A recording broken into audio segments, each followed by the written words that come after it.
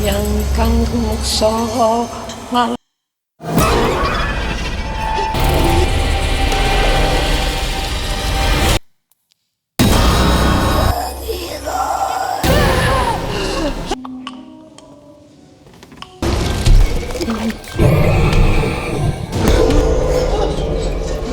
तो फिल्म की शुरुआत में हम देखते हैं कि कुछ लोग एक छोटी बच्ची को आईने के सामने ले जाकर कह रहे हैं, शुद्ध खून के बदले दौलत का दरवाजा खोल दो। मतलब वो डीमन को उस बच्ची की ऑफरिंग देकर अमीर बनना चाहते हैं। वहीं पास में एक आदमी खून से लथपथ पड़ा है। सीन कट होता है और हम एरविना को देखते हैं। वॉशरूम साफ करते वक्त अचानक उसे एक आदमी का साया दिखता है जो पल भर में गायब हो जाता है। फिर अचानक बाथरूम में ढेरों झोंक भर जाती हैं, लेकिन थोड़ी देर बाद वो भी गायब हो जाती हैं। इसके बाद हम एरविना की माँ को देखते हैं जो अपना आईना बंद करती है और एक नीडल अपनी उंगली में चुभा लेती है। तभी एरविना आकर पूछती है कि क्या शरीर में नई सुई चुभने जैसा कुछ फील हो रहा है। शायद उसकी माँ रोज ऐसा करती थी। यहाँ पता चलता है कि एरविना साइकियाट्रिस्ट को दिखा रही है और दवा लेने के बावजूद उसे हेलुसिनेशन हो रहे हैं। एरविना बताती है कि ये सब हाल ही में शुरू हुआ है। उनकी फैमिली कंडीशन भी काफी खराब है। एरविना माँ से कहती है कि ये घर बेचकर किसी सस्ते किराए के घर में शिफ्ट हो जाते हैं, लेकिन माँ साफ मना कर देती है। अगले दिन सुबह एरविना का बेटा जोड़ी जिद करता है कि वो अपने दोस्तों के साथ बीच पर जाना चाहता है, लेकिन एरविना उसे मना कर देती है।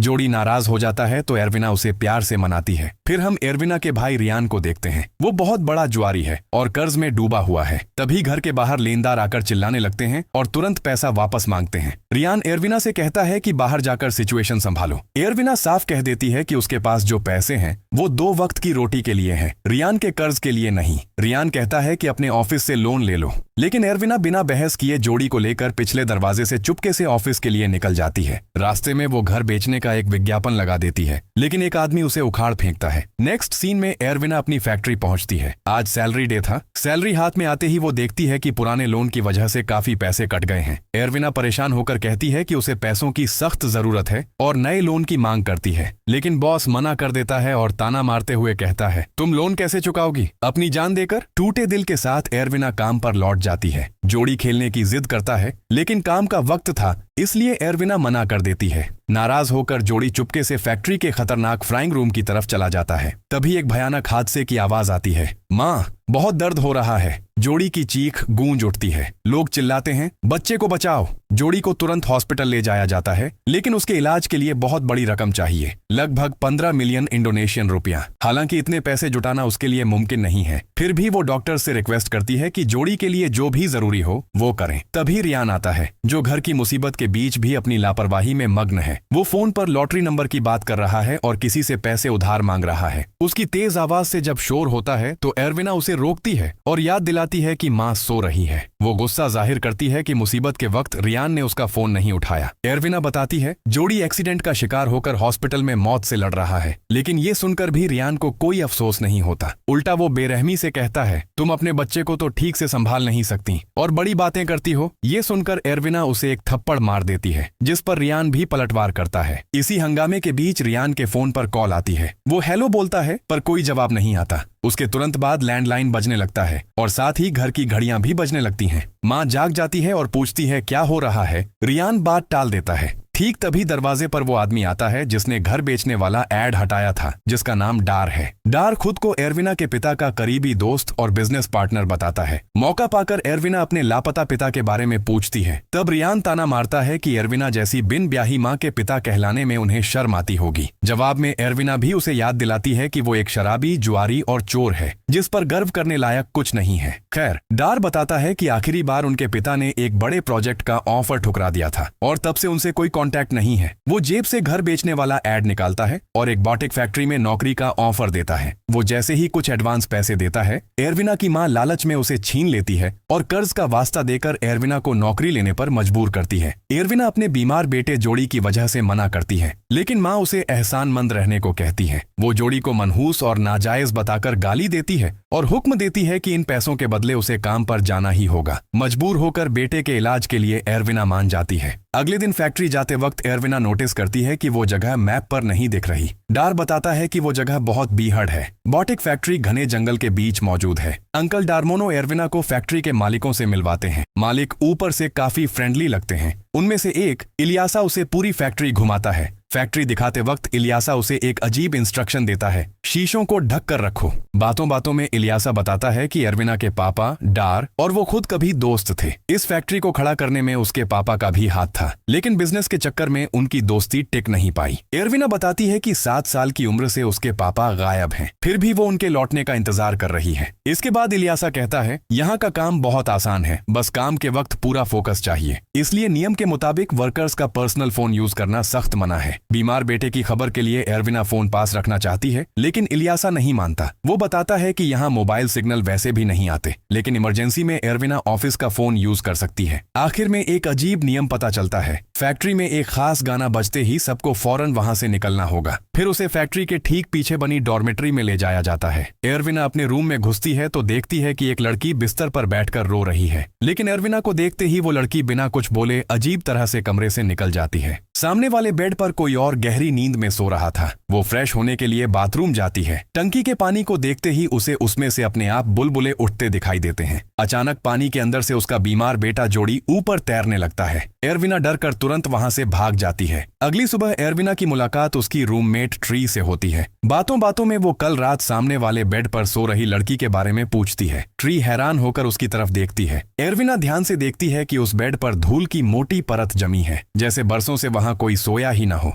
यानी कल रात उसने जिसे देखा था वो कोई इंसान नहीं था। फैक्ट्री जाते वक्त ट्री उसे नियमों को लेकर सख्ती से वार्न करती है। वो कहती है कि कल रात एरविना किस्मत से बच गई। ट्री साफ कह देती है, जब वो खास गाना बजेगा तो गलती से भी बाहर नहीं निकलना है और ओवरटाइम तो बिल्कुल भी नहीं करना है। वो चेतावनी देती है कि यहाँ जितने नियम टूटेंगे यहाँ से निकलना उतना ही मुश्किल हो जाएगा। ट्री समझाना चाहती है कि यहाँ टिकने के लिए आंख कान खुले रखने होंगे और काम पर पूरा फोकस करना होगा। नेक्स्ट सीन में हम फैक्ट्री के अंदर का नजारा देखते हैं। तभी फैक्ट्री में एक बड़ा अनाउंसमेंट होता है। इलियासा बताता है कि सिलेक्टेड वर्कर्स को तुबान की नई फैक्ट्री में ट्रांसफर होने का शानदार मौका मिलेगा। जो चुने जाएंगे उन्हें बोनस और अभी से 3 गुना ज्यादा सैलरी मिलेगी। वर्कर्स सिलेक्शन का तरीका पूछते हैं तो इलियासा कहता है कि बेस्ट वर्कर चुनने के लिए उसके पास एक स्पेशल लिस्ट है। इस लालच में आकर सभी वर्कर्स फिर से काम में जुट जाते हैं। काम के वक्त एरविना बाटिक प्रिंटिंग में बार बार गलती करने लगती है। वो ट्री से मदद मांगती है। ट्री उसे सिखाती है कि कैसे कोने मिलाकर हल्के से दबाना है ताकि रंग ज्यादा गहरा ना हो जाए, लेकिन एरविना का ध्यान बार बार भटक रहा था। नई होने की वजह से काम समेटने में एरविना को देर हो जाती है और वो सबके आखिर में फैक्ट्री से निकलने की तैयारी करती है।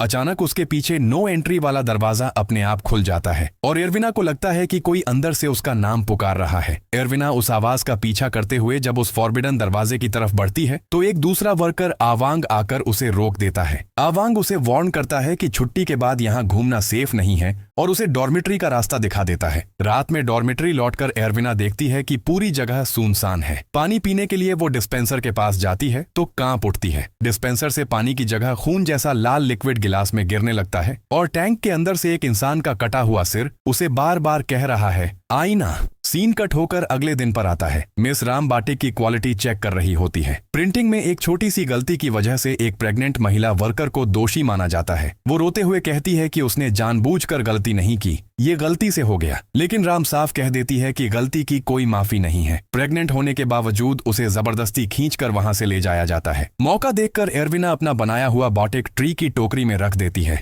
चेकिंग के बाद ट्री एरविना से पूछती है कि उसने मदद क्यों की। तब एरविना उसे अपना असली प्लान बताती है। वो ट्री को समझाती है कि मिस्टर इलियासा की नजरों में आने और सिलेक्ट होने के लिए सिर्फ मेहनत काफी नहीं है, सही तकनीक भी चाहिए। एरविना समझ गई थी कि ट्री का असली मकसद तुबान की नई फैक्ट्री में ट्रांसफर होना है। दूसरी तरफ एरविना का मकसद अलग है। वो अपने बीमार बेटे जोड़ी को छोड़कर दूसरे शहर नहीं जाना चाहती। उसे इलाज के लिए सिर्फ बोनस के पैसे चाहिए। इसीलिए एरविना डील करती है कि वो ट्री को सिलेक्ट होने में मदद करेगी, लेकिन बदले में ट्री को अपने बोनस के पैसे उसे देने होंगे। ट्री भी मान जाती है। उस दिन से हर शिफ्ट के बाद एरविना चुपके से अपने बनाए प्रोडक्ट्स का एक हिस्सा ट्री की टोकरी में डालने लगती है ताकि प्रोडक्शन लिस्ट में ट्री सबसे ऊपर रहे। दिन के आखिर में हिसाब करते वक्त ट्री खुश होती है। उसे लगा कि उसने सबसे ज्यादा काम किया है, लेकिन एरविना उसे बताती है कि बाकियों ने भी उनसे ज्यादा बाटिक जमा किए हैं। ये सुनकर अपने भाई बहनों के पास वापस न जा पाने के डर से ट्री बहुत निराश हो जाती है। ट्री की हालत देखकर एरविना को रात में नींद नहीं आती। वो आधी रात को चुपके से फैक्ट्री में घुसती है और ट्री के लिए एक्स्ट्रा बाटिक बनाने लगती है।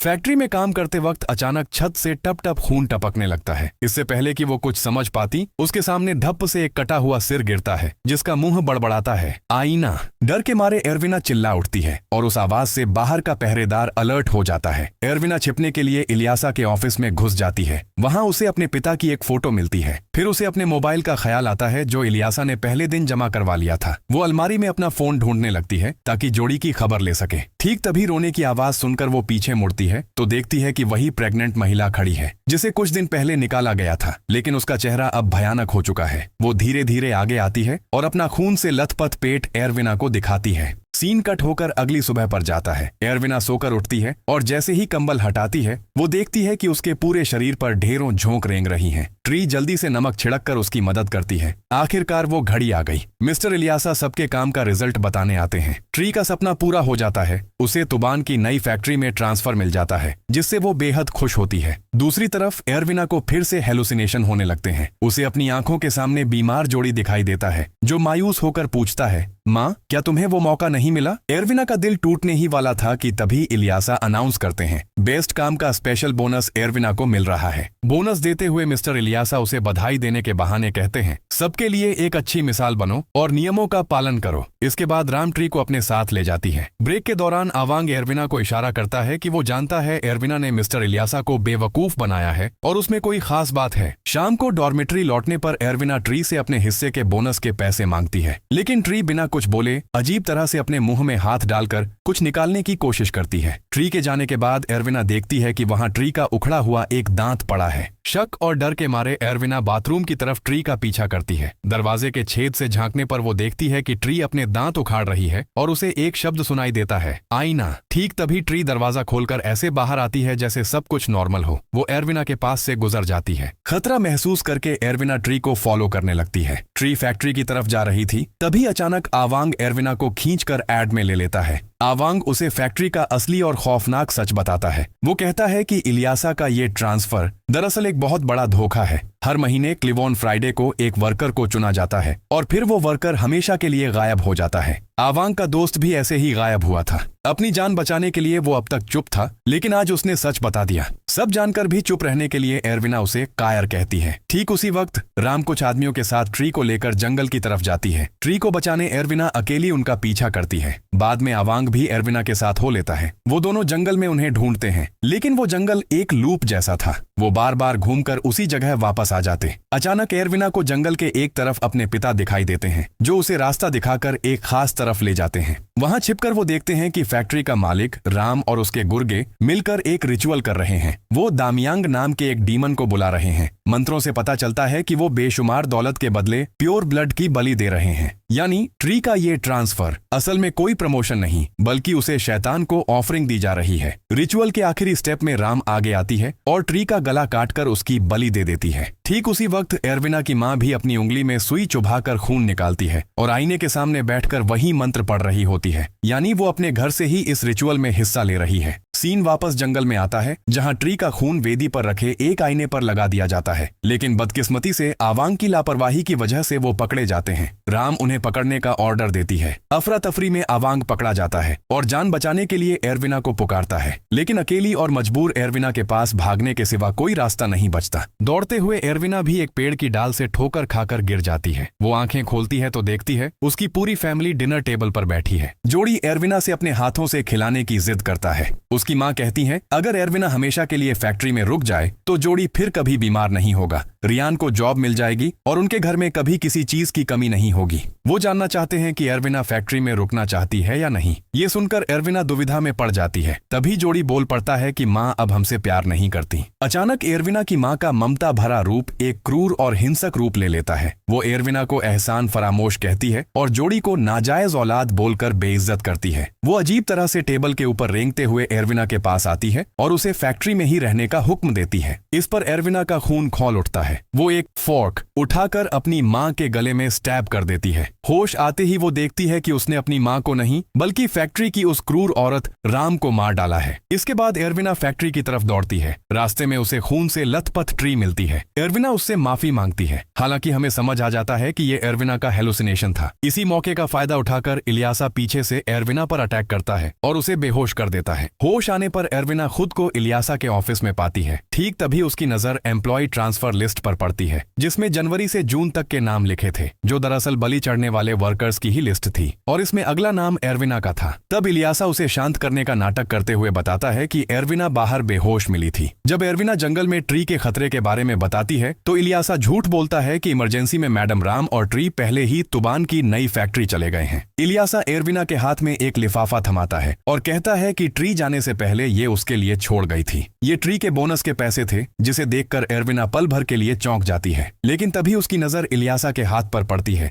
जहां रिचुअल वाला कटा हुआ निशान था। वो उसकी चालाकी समझ जाती है और इलियासा पर अटैक कर देती है। इसके बाद जब एरविना बता देती है कि राम मर चुकी है तो वो बुरी तरह डर जाता है कि एरविना की इस हरकत की वजह से डीमन उन सबको मार डालेगा। ठीक तभी ऑफिस की लाइट्स ब्लिंक करने लगती हैं। इलियासा अपनी जान बचाने के लिए एरविना से गिड़गिड़ाते हुए कहता है, जल्दी से वो आईना ढक दो, वरना उसके अंदर से डीमन निकलकर हम सबको मार डालेगा। लेकिन उसकी बात खत्म होने से पहले ही आईने से एक एंटिटी निकलती है और इलियासा को खींचकर आईने के अंदर ले जाती है। एरविना वहां से भागकर फैक्ट्री के फॉरबिडन रूम में छिप जाती है। वहां उसे रिचुअल का सामान और दांतों से बनी माला दिखाई देती है और उसे आवांग भी मिल जाता है। दोनों मिलकर भागने का रास्ता ढूंढते हैं और एक सीक्रेट रूम में पहुंचते हैं, जो किसी जेल के सेल जैसा था। वहां फैक्ट्री के कई वर्कर्स और मैडम राम के फॉलोअर्स की लाशों का ढेर लगा था, जिनकी बेरहमी से बलि दी गई थी। ठीक तभी आवांग का बर्ताव अजीब हो जाता है। वो जोर जोर से हंसने लगता है और गाना चलाकर अजीबोगरीब डांस शुरू कर देता है। एरविना शक होने पर दीवार पर लगे आईने से कपड़ा हटाती है और डर जाती है। आईने में आवांग की परछाई की जगह एक भयानक शैतान का चेहरा दिखता है। दरअसल आवांग को शैतान पहले ही पूरी तरह पजेस कर चुका था। इसके बाद आवांग एरविना को जोर से जमीन पर पटक देता है और उसे एक फ्लैशबैक दिखाता है।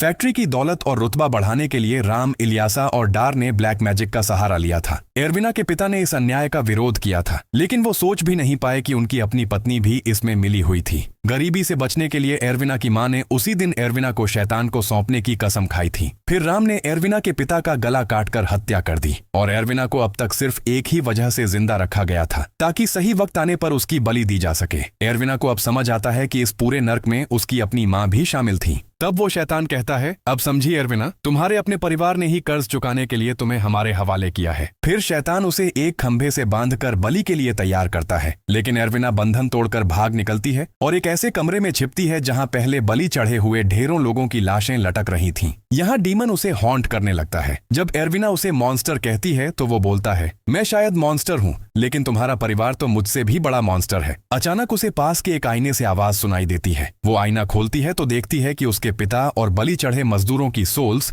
वहां कैद हैं। वो बिना देर किए आईने पर वार करती है। तभी शैतान दर्द से चिल्ला उठता है और गुस्से में एरविना को धक्का देकर जंगल की उसी रिचुअल साइट पर ले आता है। आवांग के शरीर में मौजूद शैतान एरविना का गला दबाने लगता है। एरविना पलटवार करती है और उसे जमीन पर गिरा देती है, लेकिन शैतान तब एक गंदी चाल चलता है। वो एरविना के बेटे जोड़ी का रूप ले लेता है। ममता की वजह से एरविना ठिठक जाती है, लेकिन अगले ही पल जोड़ी का चेहरा बिगड़कर भयानक हो जाता है और वो एरविना पर फिर से अटैक करता है। एरविना समझ जाती है कि ये उसका बेटा जोड़ी नहीं है। ये मेंटल टॉर्चर बर्दाश्त न कर पाने पर एरविना अपनी ही जान लेने का फैसला करती है। हैरानी की बात यह होती है कि उसकी हर चोट का असर शैतान के शरीर पर भी होता है। आखिरकार वेदी का आईना ब्लास्ट हो जाता है और आवांग की बॉडी से डीमन निकल जाता है। दूसरी तरफ एरविना के शरीर पर खरोंच तक नहीं थी। आखिर में उसके पापा की सोल आकर उसे गले लगा लेती है। वो उसे अलविदा कहकर हवा में गायब हो जाते हैं। जब नशा उतरता है तो एरविना देखती है कि वहां ट्री और आवांग की लाशें पड़ी हैं। सब खत्म होने के बाद वो घर वापस आती है। रिचुअल फेल होने की वजह से उसकी माँ मौत के मुंह में थी। एरविना माँ के सामने बैठती है, मुस्कुराती है और वो आईना खोल देती है। रूम से निकलने से पहले वो वही सिजर निकालती है जिससे उसने सारी एविल एनर्जी को खत्म किया था। वो उस सिजर से माँ के हाथ की नस काट देती है ताकि खून बहने से वो भी मर जाए। रूम से बाहर आते ही उसे अपना बेटा जोड़ी वापस मिल जाता है। हालांकि जोड़ी का चेहरा आग से झुलस गया है, लेकिन वो जिंदा है। मूवी के पोस्ट क्रेडिट सीन में हम डार्मोनो को देखते हैं। वो नए शिकार की तलाश में गरीब और मजबूर लोगों को मोटी सैलरी का लालच देकर फिर से उसी मौत के कुएं में ले जाने का जाल बिछा रहा है और यही मूवी खत्म होती है।